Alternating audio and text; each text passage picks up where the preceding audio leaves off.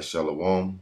I want to give all praise to Yahweh, Ba'ashem, Yahweh Shai, Ba'ashem, Makar, Kadash, Barakatah, double honor to our apostles slash elders, which are GMS, and blessed salutations to you brothers out there teaching, enduring truth, sincerity.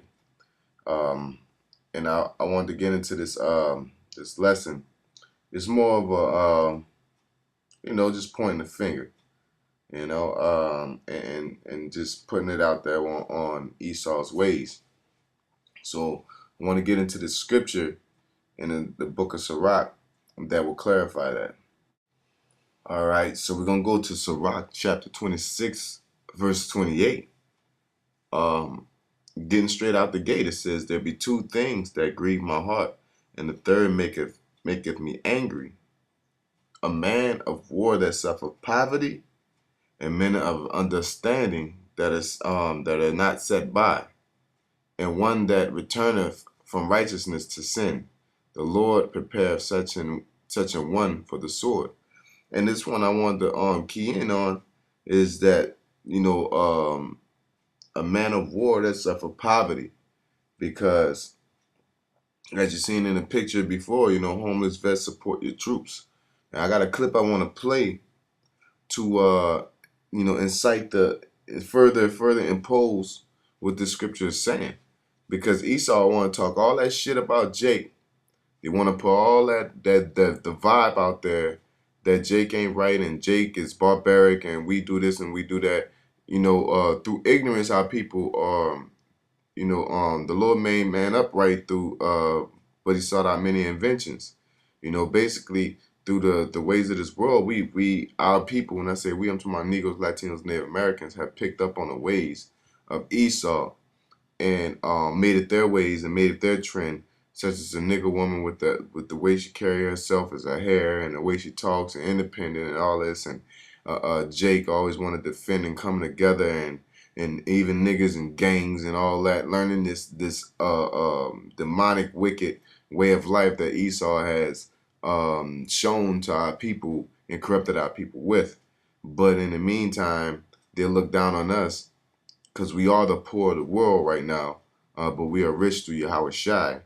But they look down on us. But meanwhile, they'll be doing things which the scriptures clearly say, and speaking a derogatory, not in a derogatory fashion, but a destructive fashion towards Esau and his ways. And at the same time, our people want to, believe everything they say. Esau is finished, man. He ain't shit. Just look at his ways. If you go through the scriptures and you filter everything that Esau does through the scriptures, you'll realize he ain't shit, man.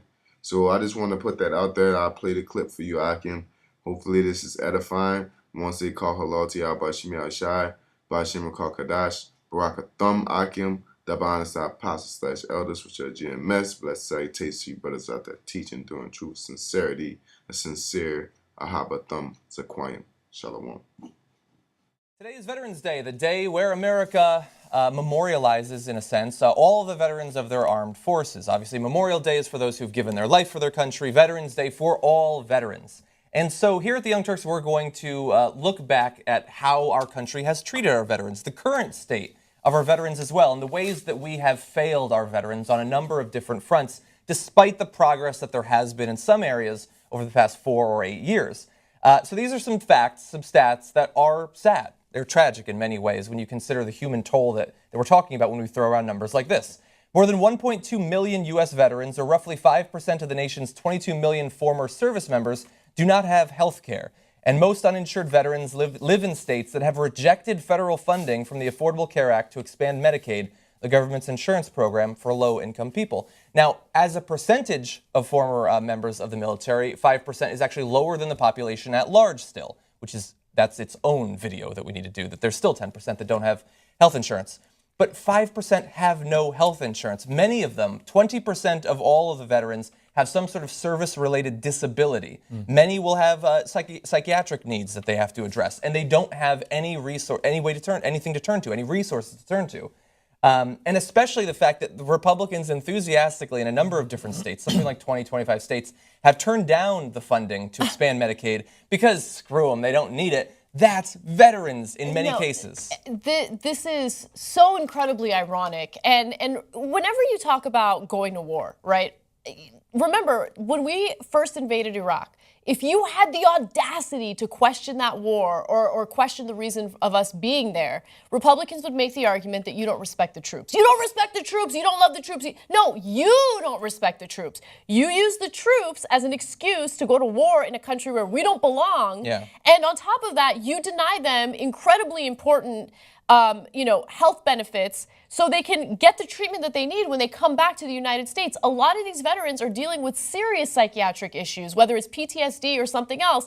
When you look at the suicide rate among veterans, it's through the roof. And it's because they're dealing with these issues without the appropriate health care to cope with it. Yeah.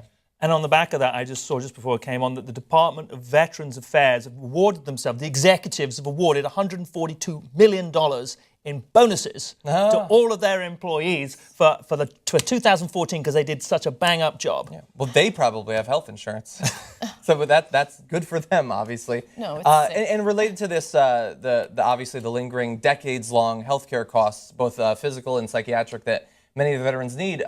Bernie Sanders, I think, he periodically sends out a tweet to the effect of, the cost of the war doesn't end when we finally, 2 decades later, pull the last troop out. It's when the last veteran dies. Yeah. Because they needed health care their entire life. And we don't factor that in. Most of the time, we don't even factor in the bombing. We have an OSO or whatever, the operating funds, the contingency funds. We don't even put that in the actual budget of the military, but we certainly don't factor in the long-term, decades-long healthcare costs. We also don't factor in the fact that the people who get targeted to be part of the military, the people who get recruited, are typically kids who come from disadvantaged backgrounds, right? Poor backgrounds. They're specifically targeted because recruiters will go to them and say, hey, you know what? Here's a chance for you to turn your life around, right? Yeah. So once they're out of the military or once they come back, they don't have the same type of safety net that, the middle class or the upper middle class have. So if they're not given certain opportunities or certain abilities to kind of come back into society and be productive members of society, they're likely to end up homeless. And that's why you see a huge population of homeless veterans right now. Well, I have stats on that really fast, if I just throw that out. The number of homeless veterans across the U.S. remains around 50,000 on any given night. That's a 33% drop from the estimated 75,000 homeless vets in 2010. So a good drop, but still a very large number of homeless veterans. No, and it's horrific. And the inner city homeless problem in this country obviously is the wealth disparity in this country. I mean, I don't want to turn into a conversation about that, but I thought it was an interesting point that you made. And I would agree that, the Republican Party, they're so strong on we will make our military the strongest. They have such an aggressive foreign policy stance. Don't mess with the United States because the Democrats are so soft and wishy-washy. But the reality is that it's an insult in lots of ways, based on how you frame it. And that's an interesting way. And I hadn't really seen it framed quite like that. So it was interesting to see how you did that. Thank you. Well, whenever they're talking about making the military strong, they're not talking about supporting the troops in every way possible to make sure that they live good lives after they serve our country. What they're specifically referring to is funding the Defense Department so as much money as possible goes to private contractors and weapons manufacturers that stand to profit considerably through going to war. That's what they're talking about. Right. Yeah, I still remember in the days leading up to and then after the launch of the wars in Afghanistan and Iraq, just seeing those signs everywhere, support our troops, just everywhere. And even I was much younger then, and even then it felt to me like for a large percentage of the people who put that out, it was a weapon to be used against liberals. Sure. That's all it was. And we know now that support our troops means now what it always meant. It means do not question the military adventure that we're proposing right now. That's all it means. Veterans, after they've served, for most politicians, especially Republicans, but some Democrats as well, serve one or two limited purposes. You put them in back of you for photo ops and speeches, and maybe one or two of them who have told you in advance that they will launch the next series of wars, you can put them up as potential congressmen. Because having lived here for the period of time that I have, I've discovered that there is one insult above all else, is to call somebody unpatriotic. That is one of the worst things you can call anybody in this country. And so on the back of that, and frame it and describing it in that way of support our troops, brackets, because if you don't, you're unpatriotic. I mean, it's up there with being called a socialist. Yeah. I mean, but it is with as little content. Right. largely. Yeah. Well, I would argue that being unpatriotic is taking taxpayer money, funding private contractors with it, and then risking the lives of thousands of members of our military just so you can go to war and companies can profit off of it. That's the most unpatriotic thing you can do. Yeah. Okay, so more stats. Since 2009, more than 22,000 soldiers diagnosed with mental health disorders, including traumatic brain injuries, upon returning from Iraq and Afghanistan, have been kicked out of the U.S. Army for alleged misconduct. That means those soldiers no longer qualify for treatment, health care, or the retirement benefits they would have received with an honorable discharge. Possible policy change there could help with their problems going forward. And then to go back to something that you mentioned earlier with some stats on the suicide rate, the annual suicide rate among Iraq and Afghanistan veterans was 50% higher than the rate among civilians with similar demographic statistics. The Department of Veteran Affairs provides the stat that 22 former service members commit suicide each day. Amazing. And that number is actually considered a low estimate. That's why Every they gave single themselves that day. bonus. Exactly. They're doing such a Bang up job. Yeah. So look, we thank the veterans for what they did, their willingness to go, even when they were being lied to by the politicians and by a large percentage of the population, they still went, they still signed up.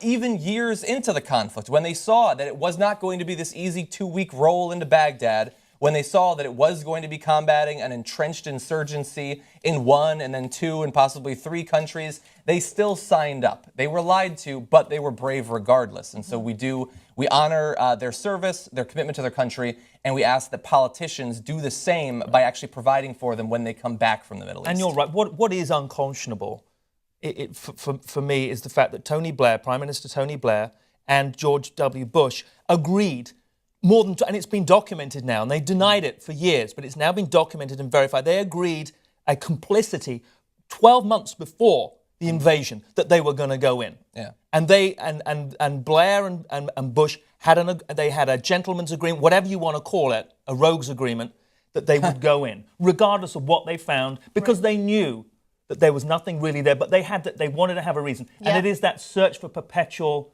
it's perpetual war. Yeah. Because it funds the lobbyists and it funds the industry and it's good for America and all of those things. And that's the patriotism that they're talking about, but that's not the patriotism that we're seeking to honor today.